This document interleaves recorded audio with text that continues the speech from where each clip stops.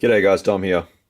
So the verdict is you guys really liked the last shop update slash late night fuckery video. So we're here for round two.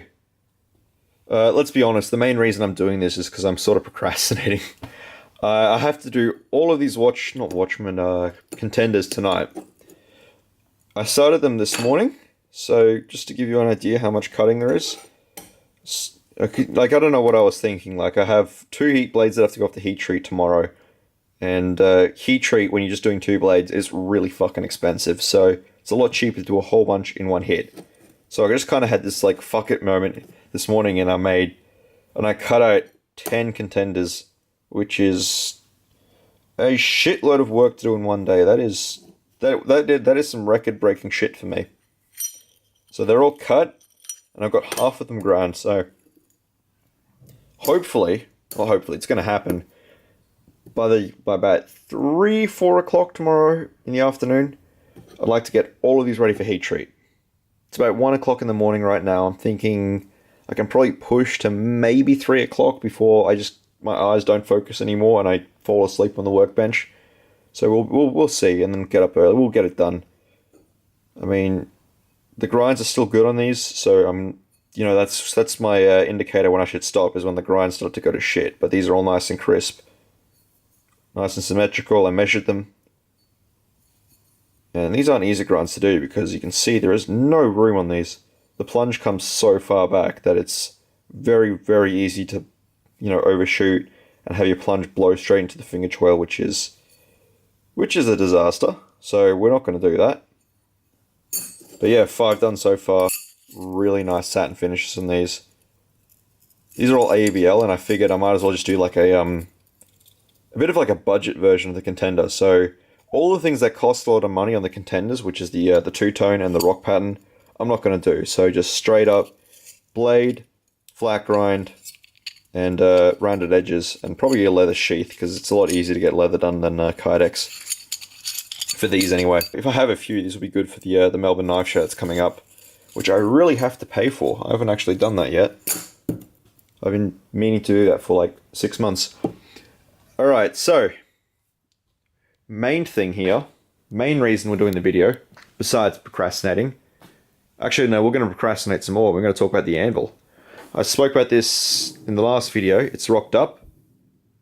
It is made by Elliot Anvils. Do it on Facebook. Cost me $50, $70 shipped. So for that money, I'm pretty happy with what I got. This is like a dedicated peening anvil right now.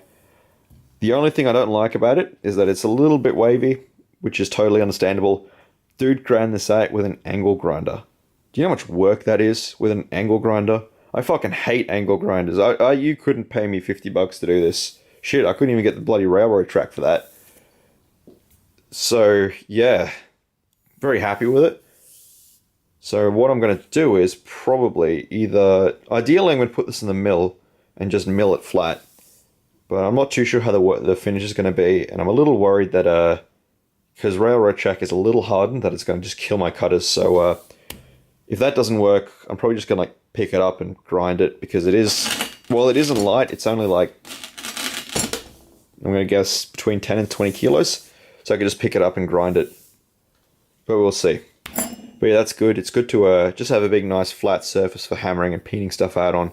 I stretched out a line on a folder with this, and it worked a treat. So that's really what I bought it for. So that should work good. But I probably should bolt it down better, or at least like get some chains on it, because this thing rings really badly. So probably get some chains around that just to sort of shut it up a little bit. Next we've got the sandblaster. Still a piece of shit. Hasn't changed. But over here, I did this yesterday. Finally got around to like sort of organizing my belts. I made these little hook things out of aluminium, buffed the ends off just to make them less sharp, because the last one it kind of destroyed my belts over time. It'd fall apart. So it's a little better. It's a lot closer to the grinder, and it's, mounted solid, so I don't lose shit.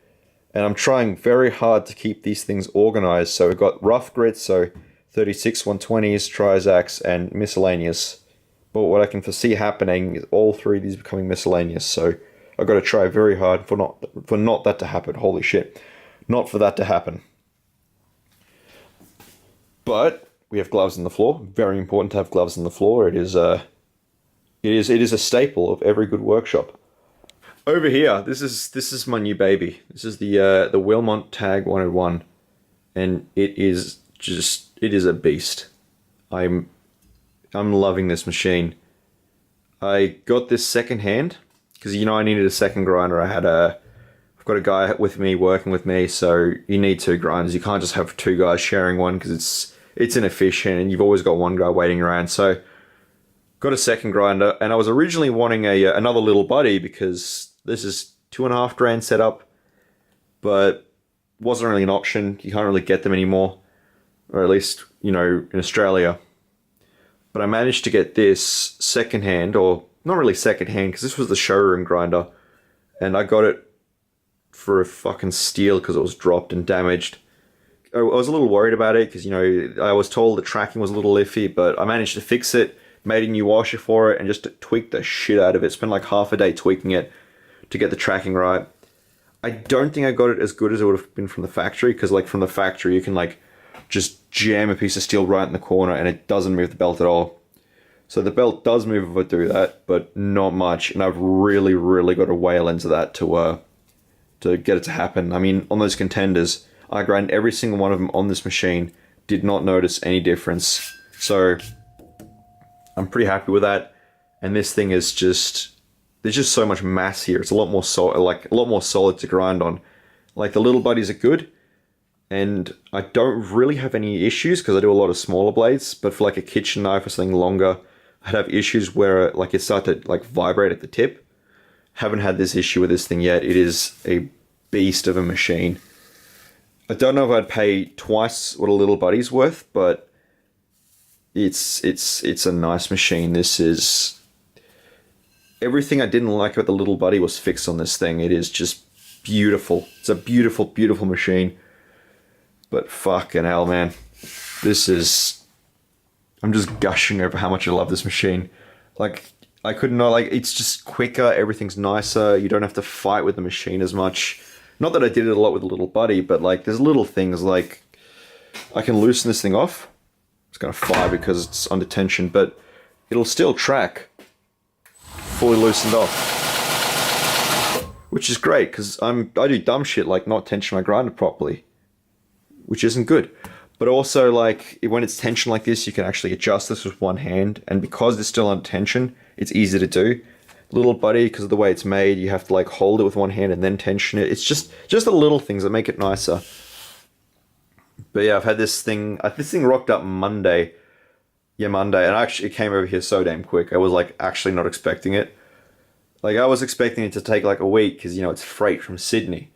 But rocked up Monday and I had, bit of trouble installing it, but fucking hell, man, this is beast of a machine. Like this whole video has basically been me just gushing about how much I love this machine. Anyway, I think you've all seen enough of that. Let's not trip over everything. Again, fucking pigsty. Just the way it is. So yeah, I should probably go back to grinding blades.